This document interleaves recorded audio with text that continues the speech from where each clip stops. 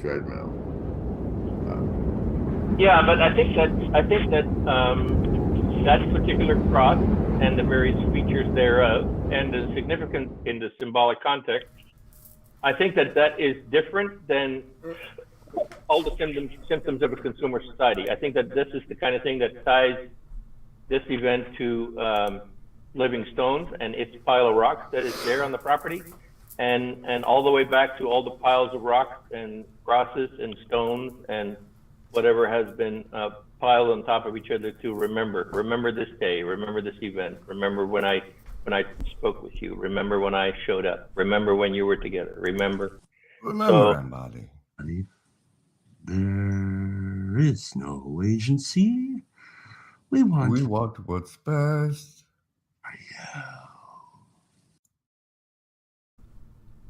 I tried to figure out the best Moonkiss song, but they were all terrible. Welcome, everybody. I have a follow-up email from this guy about this thing. In case you didn't know what this thing was, I thought I'd show you. I think it fits right in.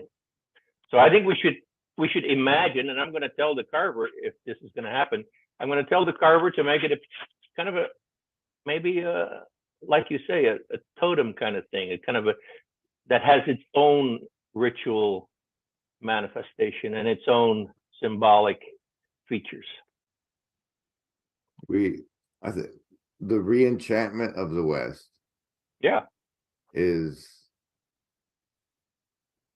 allows for deeper meaning to be felt while facing the fact that there's always deeper meaning waiting. So I like it. Yeah. What I did email you a phrase. Oh, that's when we get into the rest of the conversation. It's really good. It's the Fringe Encounter with me and Van Donk. The Van Donk incident, as you can find it on my channel.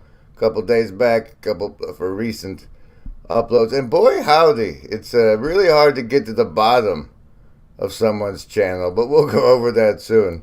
Apparently, Jupiter is aligning with Mars, so maybe Saturn will turn from gold to iron. We'll find out live here together.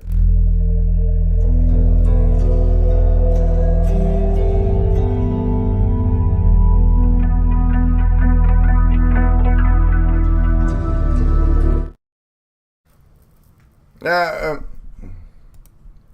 why are you here and what are you doing? And why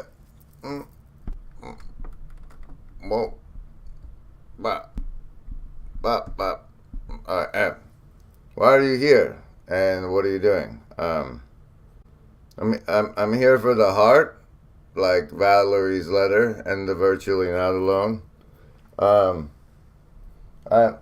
here for wisdom. Because the internet used to be a place where somebody would tell you what you were wrong about, like how you were wrong about what you were wrong about, and you could learn that way. I'm here for the social, because if I'm gonna make it in the gene pool, or if I'm not gonna make it in the gene pool, the least I could do is help the selection. I'm here for the shadow one with no die, and I'm here for survival because they call it hand to mouth. And on those bases, you can choose a savings throw against this mind control. That's survival, social, wisdom, or heart. I roll and you choose, and then if it's over 10, you take half damage from the mind control that follows. If it's under 10, you take full damage from the mind control that follows, but that's okay because...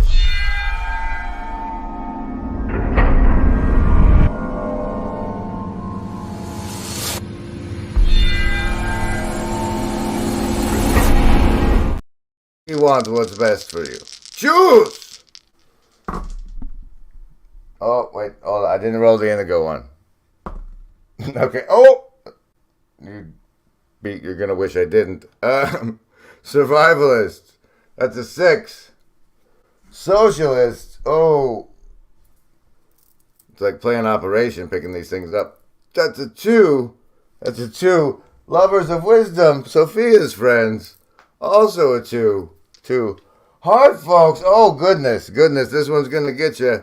That's a nat 1. And Indigo, folks, your no bonuses for you either.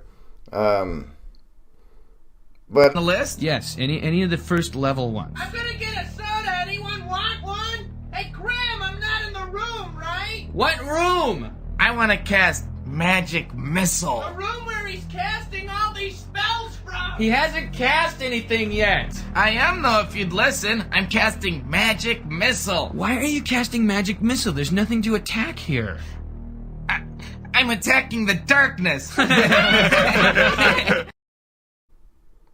And if you can't make it in the gene pool, you can aim at the mean pool.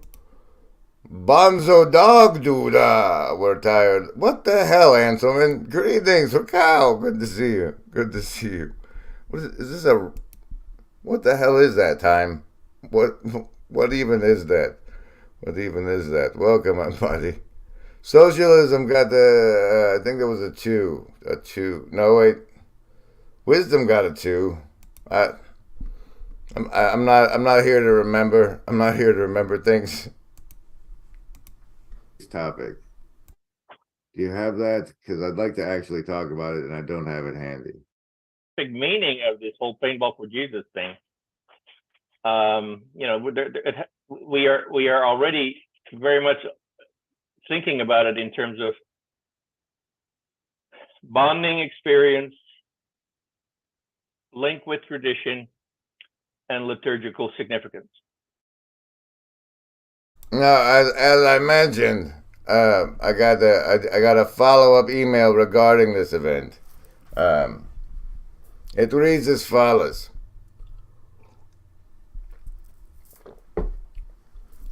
Apparently, a cross in the arena, classified by the village as a prop, will be okay, provided the management can assure themselves in advance that the thing is safe. Liability issues. Or it will not itself kill or injure the person attached to it.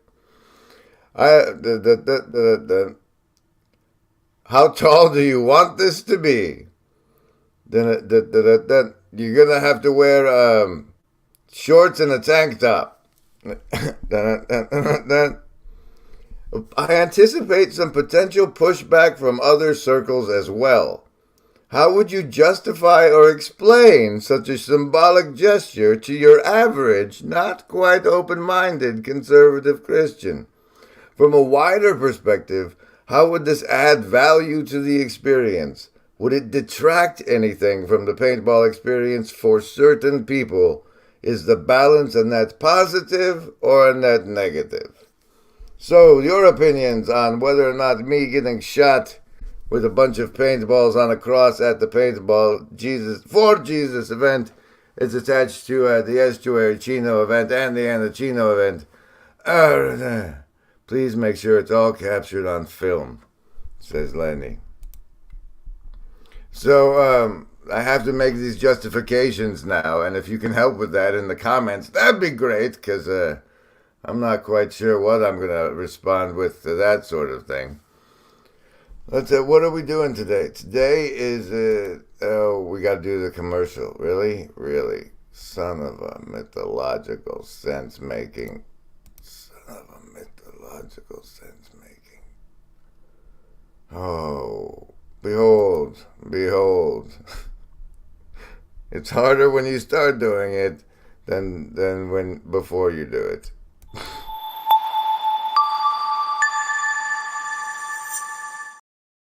Here's Pastor Paul from today's homeroom.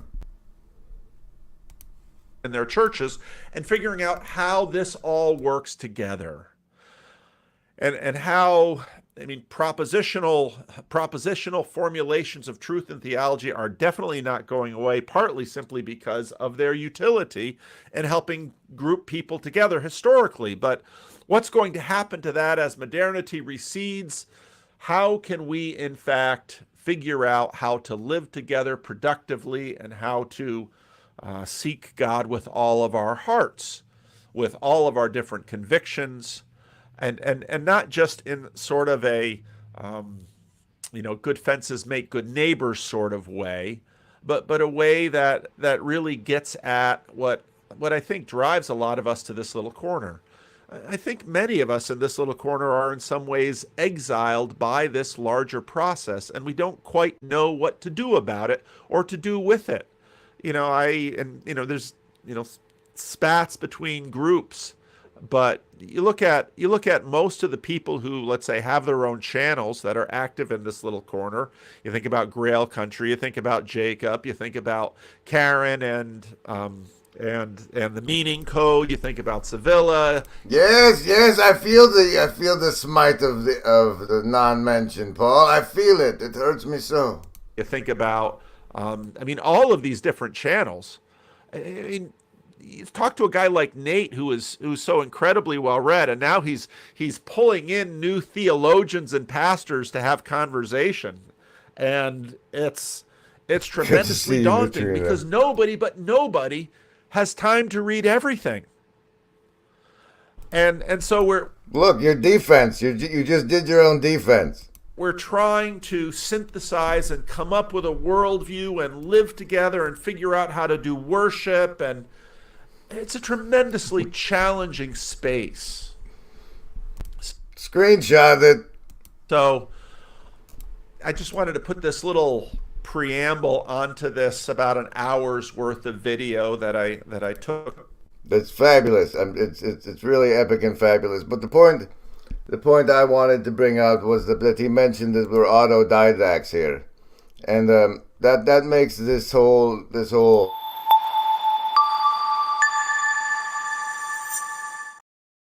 a room of requirements of sorts, and thus the Defense Against the Dark Arts open auditions, feeding principalities stream with the Dada primer. And the Dada primer is probably the part I should get to now. He loves all his children the same, ladies and gentlemen. Officially. Apparently, there's Googling happening in the background. Artanel is in the house. Welcome, everybody. If you say something in the Hive Mind chat, that's a +2. Those comments to responses to the email, I'll need in the comments so I can cut and paste them. I can cut and paste from here. So I was all depressed about the list snub from this, but then I found this in the Discord from Alphabet, I believe. And it was this guy that made it on Lex Friedman, like that John Vervaeke guy who was on my channel did. There's the Apple script in the menu that no one ever uses, but you can do these kinds of things. But when you start doing that kind of scripting, the challenge isn't learning the type system or even the syntax of the language. The challenge is all of the dictionaries on all the objects of all their properties and attributes and parameters. Like, who's got time to learn all that stuff, right? So that's when then programming by prototype or by example becomes the right way to get the user to express their desire. So there's a lot of these different ways that we can approach programming. But I do think as you were talking about the Adobe scripting thing. Now, that part that was just shown to you was a synchronistic delivery, because the part he had pointed out to me was way up at 216, and that was 213. So it was a message somebody that sees this was meant to hear. Here's the part he pointed to. Python, for a language that can't put an interface up on like the most popular computing devices, it's done really well as a language, hasn't it? You can't write a web front end with Python, really. I mean, everyone uses JavaScript. You certainly can't write native apps. Mm-hmm. So for a language that you can't actually write apps in any of the front-end runtime environments, Python's done exceedingly well. Yeah. And so that wasn't to pat ourselves in the back. That was to challenge ourselves as a community to say, we, through our current volunteer dynamic, have gotten to this point. What comes next, and how do we?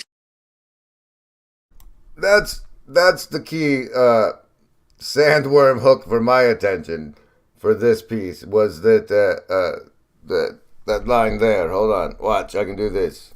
Sees volunteer. that wasn't to pat ourselves on the back. That was to challenge ourselves as a community to say, we, through our current volunteer dynamic, have gotten to Through our current volunteer dynamic, that's the nature of the beast we're building together here in this underwater playground we call this little corner. So, at this point, what comes next and how do we seize, we've caught the tiger by the tail. How do we make sure we keep up with it as it goes forward? So that's one of the questions I have about sort of open source communities is at its best, there's a kind of humility. Mm-hmm. Is that humility prevent you to have a vision for creating something like very new and powerful? And you've brought us back to consciousness again. The collaboration is a swarm emergent dynamic. Mm-hmm. Humility lets these people work together without anyone trouncing anyone else. How do they, in consciousness, there's the question of the binding problem. How does our attention, how does that emerge from, billions of neurons? Yes. So how can you have a swarm of people emerge a consensus that has a singular vision to say, we will do this, and most importantly, we all know that there is no agency till we reach synchrony in the criticality. we're not going to do these things. Mm-hmm. Emerging a coherent, pointed, focused leadership dynamic from a collaboration, being able to do that and then dissolve it so people can still do the swarm thing. That's a problem. That's a question. So do you have to have a charismatic? You need a charismatic leader to take you to criticality. Then you do the dissolving thing back to the small world networking. Leader. For some reason, Linus Torvald comes to mind, but there's people who criticize. He rules with an iron fist, man. But there's still charisma. There's to it. charisma, right? There's a charisma to that iron fist. There's every leader is different, I would say. Now, what would the principalities been fed? Welcome to Virtually Not Alone. I'm your host, Grim Grizz. It's a network. We come together and feel not alone. It's pretty great, pretty great. I now have to do this segment that is going to be a dry run at the YouTube commercial for this channel or the Dada class, because we all know that Google is advertiser friendly. So maybe if we advertise on the channel, then they will be more friendly. Right? We'll become their clients, the actual customers. So, you've seen the ads. Before you blocked them, you knew what they were like. So I'm going to try and do one of those as soon as I build up the courage, which might take a song from Arcus, such as Casino.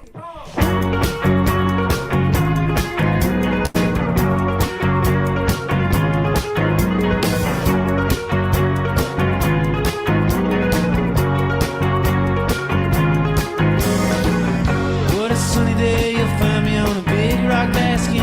Normally I need the shape, but that's all I've been having.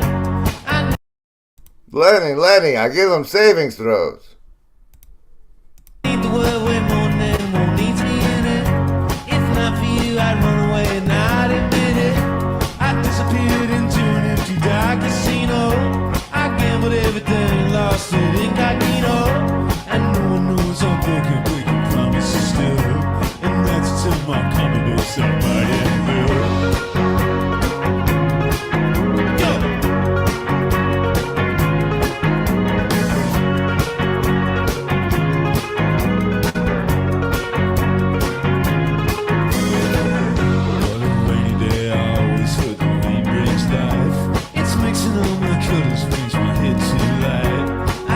Days just floating on a daydream sailing. I did the dishes, took the trash out, feel amazing. I disappeared into an empty dark casino. I wonder what song is Lacey Sudestino. And no one knows I'm broken, breaking promises still. And that's until my comic books not right.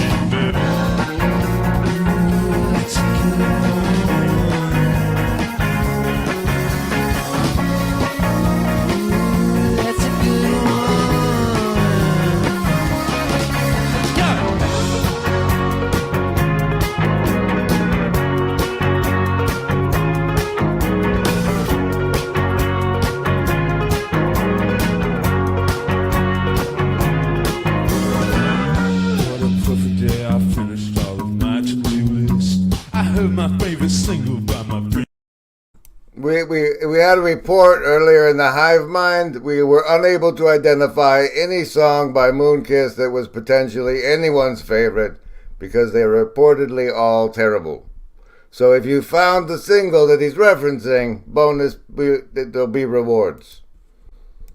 Moon kiss. I'm a machine built to seek out my own pleasure.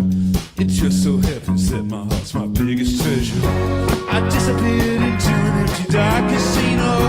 I gambled everything and lost it incognito. And no one knows I'm broken, breaking promises still. And that's until my comic books are right in the middle.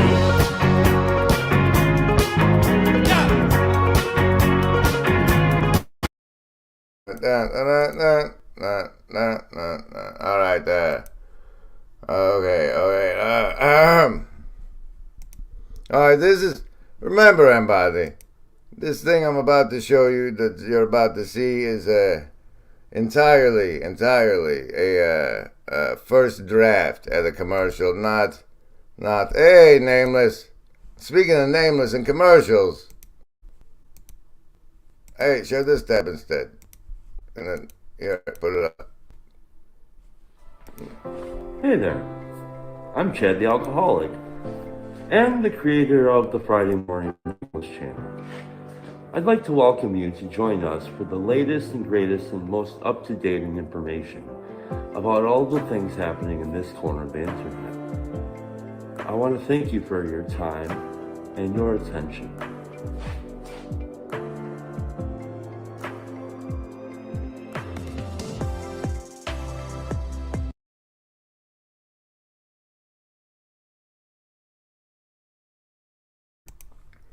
All right, no more procrastination. Here we go, everybody. The big rough draft commercial, Largate Year 3. All right.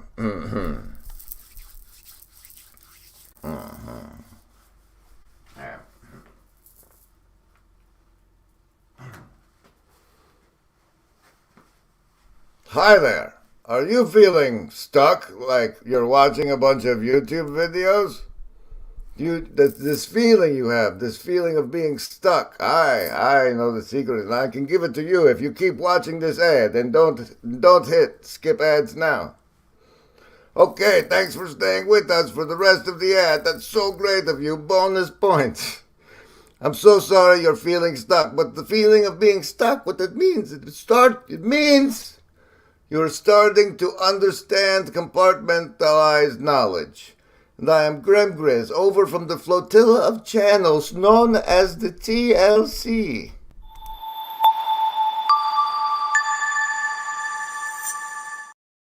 But it turns out the TLC is actually a room of requirement, and I'm teaching a Defense Against the Dark Arts course over there.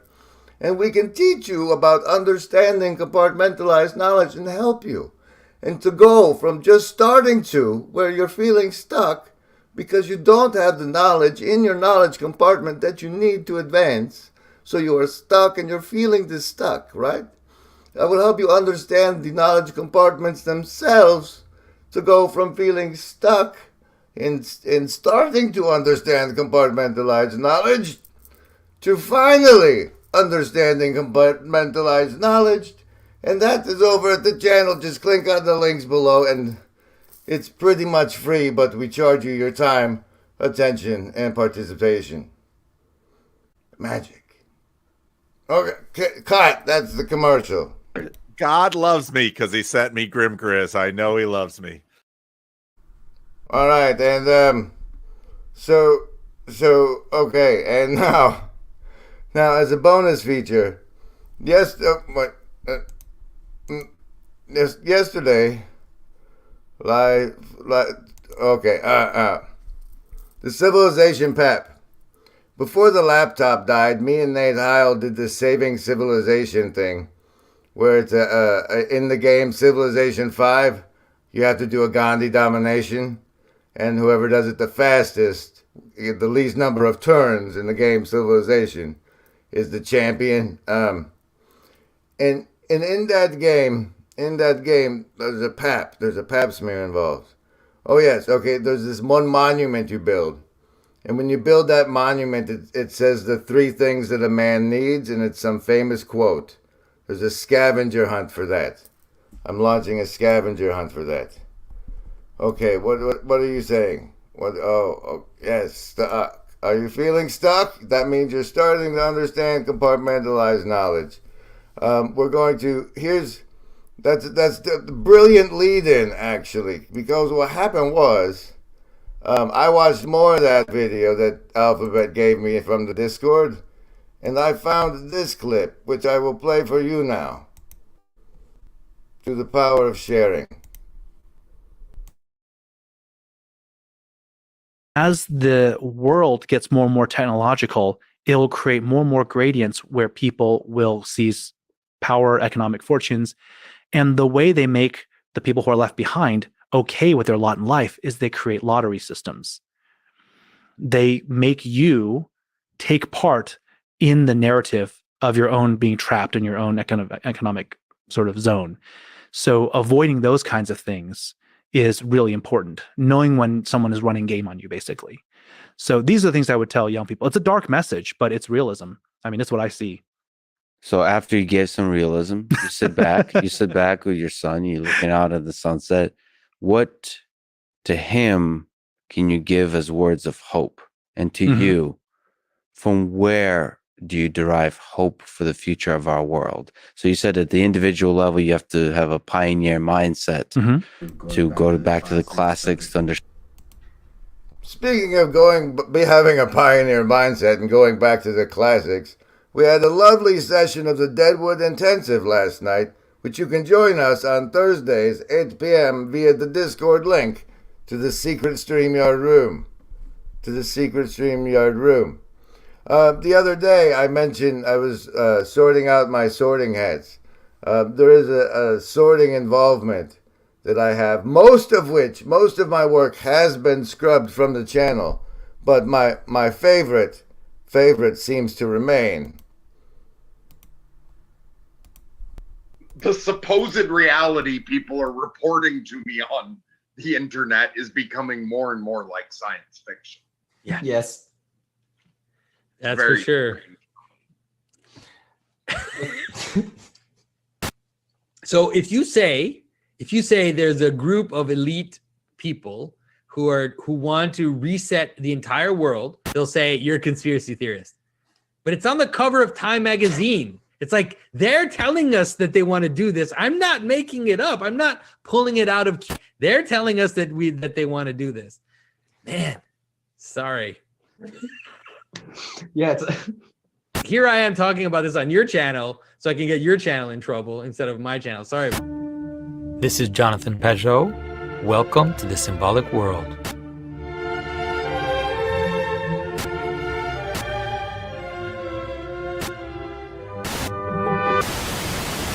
It is here on the edge that we find the zombies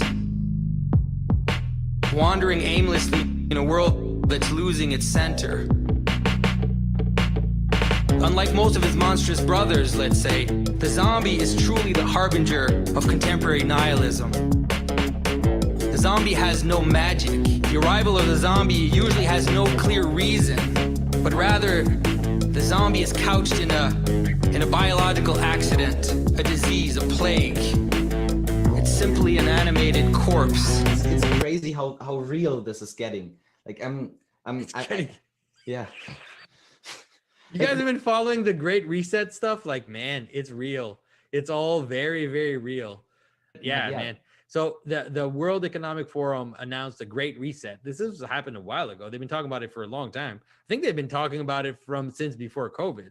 But they're saying that COVID is now a reason for and this is the World Economic Forum, for all the leaders, all the world leaders and all the world. Well, scrolling back through the chat, it looks like Zosimas made an appearance and nobody said hello. So you, Zosimas, get a +5 to next stream saves. Everybody else gets this. Economic leaders to create a great reset, quantitative leveling based on intersectional things. Prince Charles has been talking about the Great Reset, and it was on the cover of Time magazine this I've heard that guy's a king now. month. The Great Reset by Klaus Schwab. It's a scary stuff. So now it's like a world movement to rethink of the entire society, in the world society, in terms of intersectional values. So it's happening, guys. It's happening right now. The vampire is the monster of aristocracy. The zombie is the monster of the mass, the demos. The monster. Too little compartmentalization makes a man mad. Luckily here at LARPgate Year 3, we engage in compartmentalized affordance knowledge engineering. We'll teach you how to bake a cake just the right size for your pea-brained mind. That was a pretty good chat. No, it was a pretty good collage about the global reset. Thanks, Neutrino. I made that. So it turns out this is on the sorting channel. Wait, here. In case you want to go over there and find it. It did earn its own little card. That channel you can find by @signing Porden G. Peterson. Now, I went over to Papa Peterson's page because there was once a time when you scrolled far enough down this page, you could find the interview of the guy behind the original Porden G. Peterson panel talking about his porn problem. But I couldn't scroll far enough down to find it, or now that he's with DW, it's been scrubbed. However, I did find this remaining from 4 years ago, and as relevant as I am now finally myself leaving Patreon, so I thought I'd play a piece of that. Hello there, Mr. Rubin. All right, JP, January 1. We got anything good for the people? Well, I don't know how good it is. I guess we're going to find out how good it is. It's not something I'm thrilled about by any stretch of the imagination.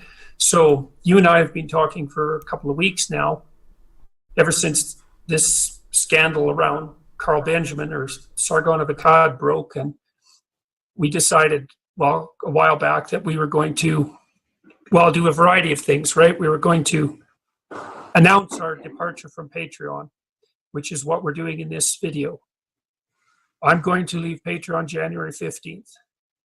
I also am going to leave Patreon on January 15th, which, by the way, we should just be clear, this is not something that we wanted to do. We were both perfectly happy on Patreon. Patreon, at least for me, it's been the backbone of my show. I mean, that's somewhere between 60 and 70% of our funding is through Patreon. So this is not something we wanted to do. I know we're going to talk about a whole bunch of things in this recording, but that New York Times article that came out, the implication was, oh, we're doing this for money. It's like, we're taking... Yeah, I'm not doing it. I'm doing it for similar reasons. It's coming around again, and their new terms of service goes into effect on March 20th. So I'm doing it prior to March 20th.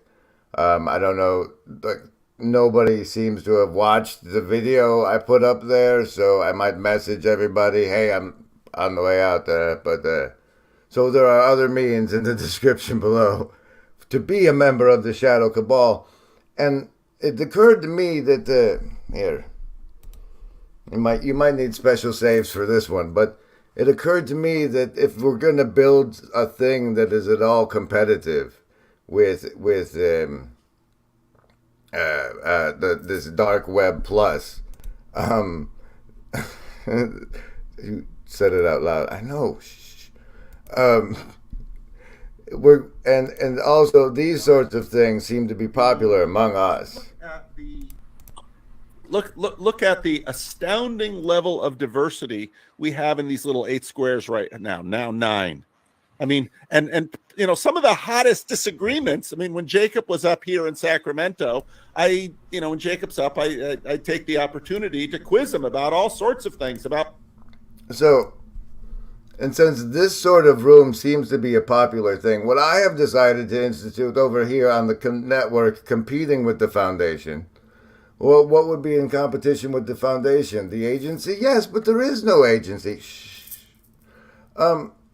what I've decided to implement over here is that members of the Shadow Cabal will be provided with the invitation link to this stream, or future streams perhaps, not this one. We'll try this one too, but I don't expect anybody to show up.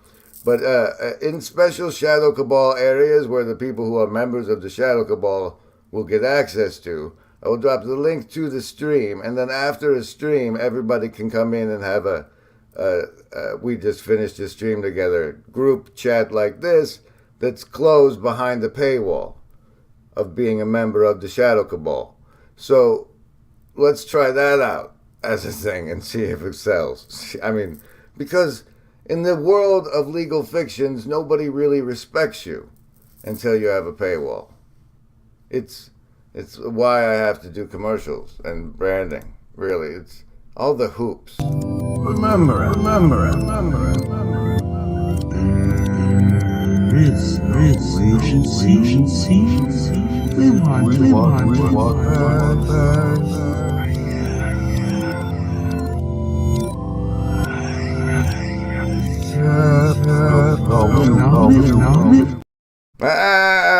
We don't do that to him, Chad. But since I pointed out I couldn't scroll far enough to find the Porton G. Peterson fella talking about porn on Peterson's channel. I'll also point out that I have to go all the way into this terrible, awful,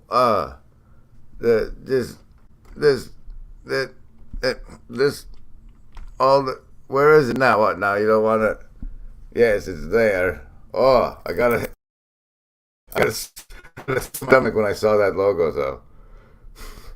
Fine, I won't play the Kekak video, but I can't. The video where he's crowned with the Kek hat, mysteriously also I can't find on his channel, and I have to go to clip channels, like channels where people see things and bring them to people, and the clip makes it into the perma-eyed backspike of the neuronal. Nobody gets not that one. Iggy, help! Hope I've lost it. The plane's going down. Is there anything to save me in here? It's still built on usury bucks. We want what's best for you, so we won't show up today. Hey, Ben, good to see you out there. Okay, I guess that's the stream for today, folks.